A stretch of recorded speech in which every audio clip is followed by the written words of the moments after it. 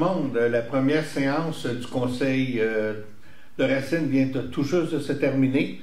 À ce conseil-là, j'ai souhaité la bienvenue à tous et fait le retour sur l'élection. Puis j'ai remercié la population de la confiance qu'ils nous ont fait à tout le groupe qui est ici. Fait que merci beaucoup de votre confiance.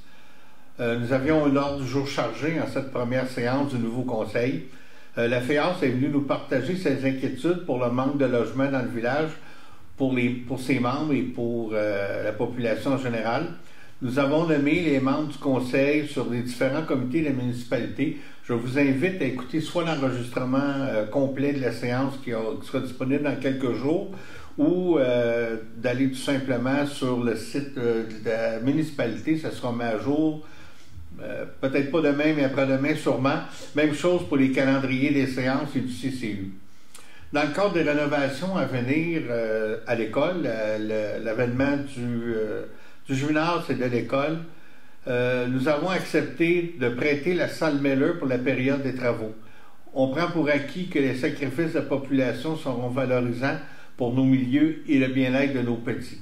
Donc, ce qui va arriver à partir de fin août, la rentrée 2026, les élèves de 4, 5, 6e année seront relocalisés à Valcourt, mais nos plus petits, les maternelles, prématernelles, ils seront localisés ici dans la salle Miller qui sera séparée en deux. Et ça pour toute la durée des travaux.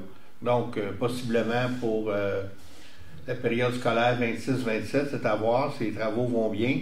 Donc, je pense que de garder nos petits, puis le service de garde aussi à Racine, là, ça fait partie de notre politique pour le bien-être de nos petits. On a adopté le budget de la Régie des incendies, une augmentation de 2,8 % pour notre municipalité. On a ravivé le projet d'acquérir au coût de 0 $ la bande de terrain au lac Miller. Si vous vous souvenez, autour du lac Miller, il y a une bande de terrain que le ministère a consenti de nous céder pour que le parc ne soit pas... les gens n'aient pas accès au lac Miller. Ça, ça a été réglé il y a longtemps. Par contre, la bureaucratie s'est un peu alourdie ou ankylosée. Donc, le projet, on l'a réactivé et ça va se faire. Là. On n'a pas de crainte.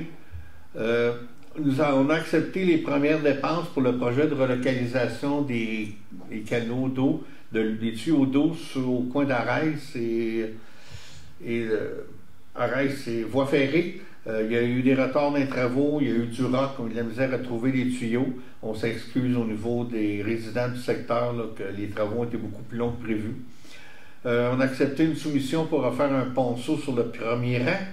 On rappelle aussi que du 7 au 23 novembre, c'est la semaine des tout-petits. Une banderole pour souligner la période sera placée sur le bureau municipal. Je pense que la municipalité de Racine a mis des aînés et des enfants. On est bien en droit de mettre cette banderole-là, justement, avec les décisions qu'on vient de prendre d'accepter nos élèves l'année prochaine au centre communautaire.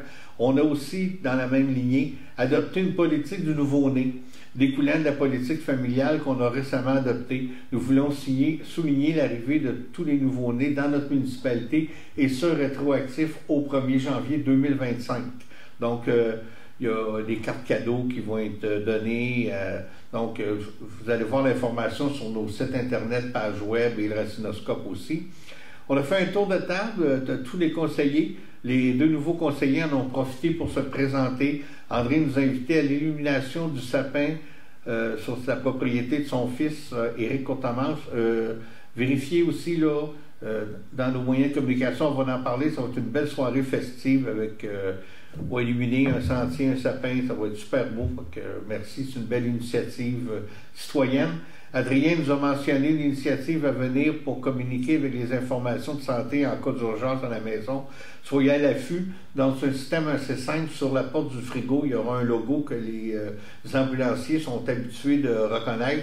En ouvrant le frigo, il y aura un flacon avec toutes les informations relatives à la personne qui sera en détresse à ce moment-là. Donc, ça permet aux ambulanciers premiers répondants de prendre la bonne décision. Michel nous a parlé des développements récents pour la création du parc. Je pense que vous avez sûrement vu que le gouvernement va déclarer l'agrandissement du parc officiel dans les mois qui viennent, donc c'est une bonne nouvelle. Fait que voilà pour la première réunion du Conseil. Comme toujours, les séances seront disponibles au complet au courant de la semaine. Merci beaucoup à tout le monde. Merci aux conseillers et aux gens présents dans la salle.